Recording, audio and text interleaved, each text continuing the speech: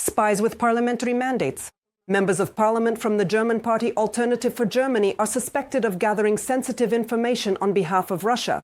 What exactly were the right-wing populists interested in, and what information could they have passed on to Moscow? Stay tuned. Russian agents within the walls of the German parliament. Members of parliament from the country's largest opposition party, Alternative for Germany, are suspected of collecting sensitive and confidential information. This scandalous news was recently published by the reputable weekly Der Spiegel, citing sources in the Bundestag. Colleagues in parliament have noticed that the right-wing populists are literally bombarding the government with official inquiries, all of which concern the Bundeswehr, its problems, and its state of readiness for a potential conflict with Russia.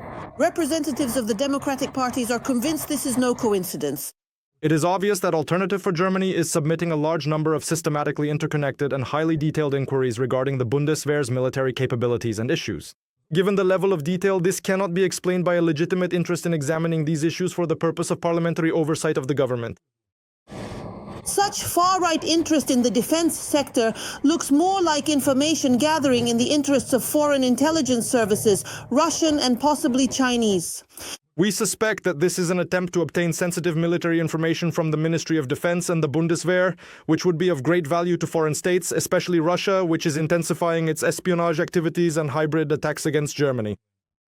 Unusual activity by right-wing populists has been noticed not only in Berlin. They are also submitting suspicious inquiries to state parliaments. In Landrat, Thuringia, for example, 47 requests from far-right deputies have been recorded this year. Most of them concern the state of critical infrastructure and the police's ability to counter drones.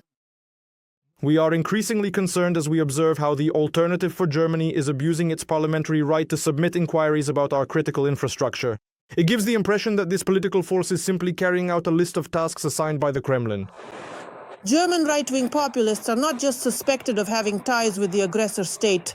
This political force is publicly called pro-Russian. The party advocates for restoring cooperation with the Kremlin and resuming Russian gas exports, demands an end to all aid to Ukraine, and insists on forcing Kiev to negotiate on Putin's terms. And its leaders publicly broadcast Kremlin narratives. The German government should not inform its citizens about arms deliveries. The only acceptable announcement would be this: Germany will no longer supply weapons for the war in Ukraine. We want free and peaceful trade with the whole world in the interests of our citizens. Therefore, the repair and reactivation of Nord Stream remains our strategic demand, as does the investigation of the attack on this pipeline.